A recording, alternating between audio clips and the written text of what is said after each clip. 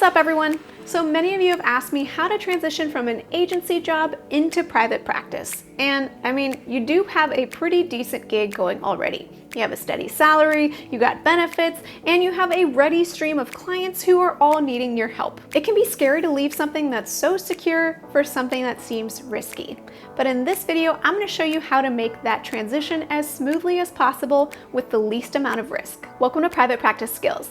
I'm Dr. Marie Fang, psychologist in private practice. I post videos offering tools I learned the hard way about starting and growing private practice so that you don't have to. So full disclosure before we dive into this video, I went straight into private practice once I graduated from grad school, so I haven't exactly done the transition from agency work to private practice thing. But I do think these tips are going to help you if it's something that you're interested in doing. So first, I'll start by saying that for the majority of cases, it doesn't really make sense to straight up quit your full-time job and then get started diving in with private practice.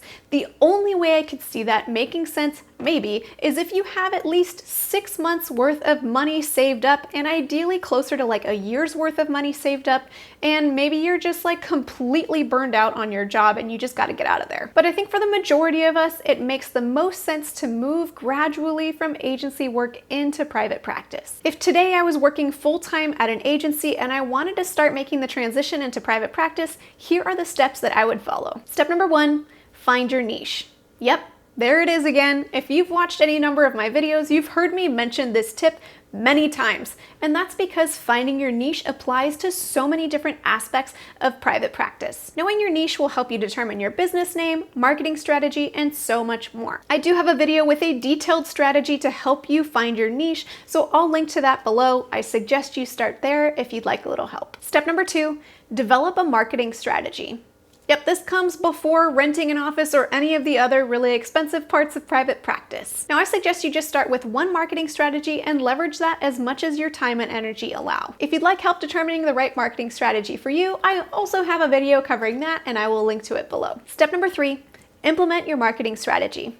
So I suggest once you've selected your marketing strategy, you go ahead and plug away at it for at least 3 to 6 months to see how it goes. This might sound like a very large period of time without really starting private practice, but it's much better to have a wait list waiting for you once you're ready to actually launch your practice than it is to be paying for a completely empty office. Now, if you can, I suggest you carve out maybe 2 to 4 hours a week to put towards this marketing strategy, but even if you only have 1 hour a week, it's still completely worth it and it's going to pay off in the end. Step number 4, assess and adjust.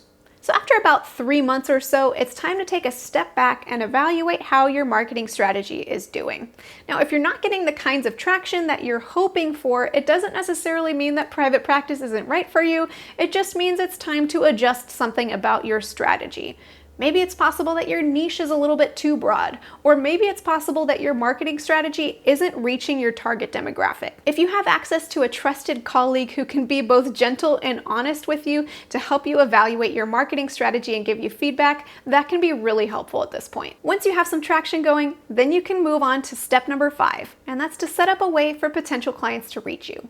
At this point, it's not necessary that you have a website if it's not part of your marketing strategy, but you can set up a phone and email line that's HIPAA secure for potential clients to reach you. One easy route to set up is through Google, and I have videos about how to make G Suite and Google Voice HIPAA secure, so if that's a route you'd like to go with, I also have that video linked below. Once you have a little bit of a wait list going, then you can move into step number 6, and that is to explore sublet options, or find a way to set up a HIPAA-secure teletherapy practice if you'd prefer to do it that way. I suggest you do a little bit of looking around on Craigslist and other avenues to see how much it costs in your area to sublet 1 night a week or maybe 1 day per the weekend. Then from there, you can do the math to determine how many clients you need to have on your wait list in order to pay for subletting an office. Now, generally speaking, in most cases, the income generated from 1 weekly cash pay client is enough to cover the expenses of subletting an office. Step number 7 is to start seeing clients part-time.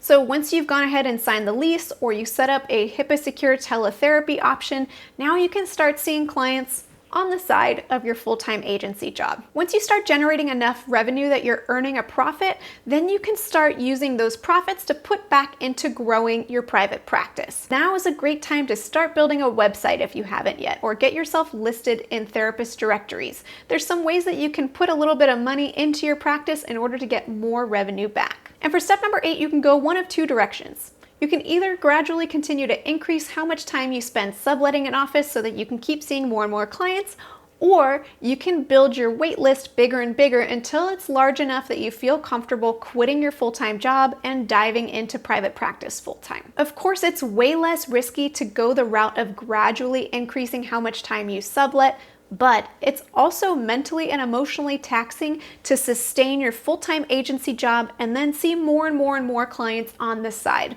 So it's up to you to decide which of these routes is a better fit for you. When you're starting to build enough momentum that you're getting ready to quit, it's also worth checking in with your agency to see if there's any part-time jobs available. A lot of times they really want to keep you, and so if they know you're going to leave anyway, they might try to negotiate something that really benefits both of you. Now, as I mentioned before, this is just how I would do it if I was making the transition from agency work into private practice. But there are many different ways you can go about doing this. I just think this route is one of the least risky options and helps mitigate a lot of the fears that I hear from therapists when they're thinking about making that transition. This way, you can see that you have a proven strategy that works at building your practice before you ever leave the safety of your full-time job. Let me know in the comments below if you've made that transition from agency work to private practice, and leave any tips you have to make it a little bit easier for others doing the same. And until next time, from one therapist to another, I wish you well. Today's video is brought to you by TherapyNotes.com. TherapyNotes helps with scheduling, notes, and billing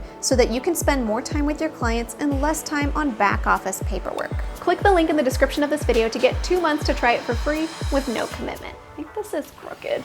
Uh-oh. Well, now you're crooked the other way. That's what it's gonna be today. Something going on next door. Neighbors. Or 1 day per weekend.